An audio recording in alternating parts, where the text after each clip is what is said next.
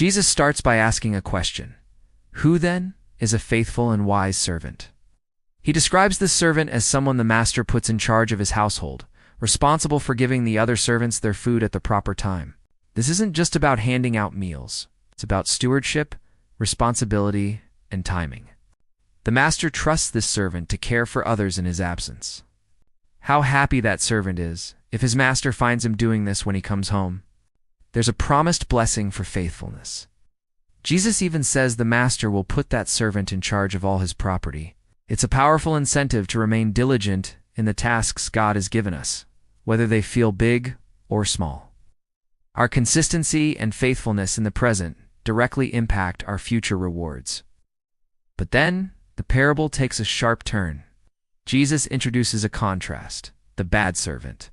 This servant's problem starts in his heart, with a single thought: my master will not come back for a long time. This assumption changes everything. He stops serving and starts abusing his position. He begins to beat his fellow servants and parties with drunkards. His delayed expectation of the master's return leads to a complete breakdown of his character and duty. He gets comfortable in his disobedience, thinking there are no immediate consequences. The master returns one day when the servant does not expect him, and at a time he does not know. The timing is a complete surprise. This highlights the importance of readiness. We don't live our lives based on a calculated timeline of when we think Jesus might return. We are called to live in a state of constant expectation and faithfulness. The consequences for the unfaithful servant are severe.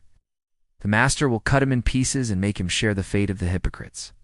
There he will cry and gnash his teeth. This imagery is intense, and it underscores the seriousness of our choices and the reality of judgment. It's a warning against hypocrisy. Acting one way when we think we're being watched, and another way when we think we're not. God sees the heart. So what's the takeaway for us? This parable challenges us to examine our own hearts.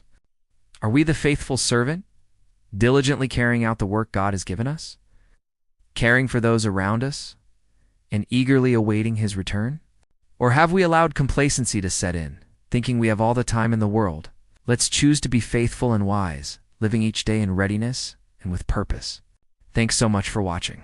If this message resonated with you, please give this video a like and consider subscribing for more content like this. God bless, and I'll see you in the next one.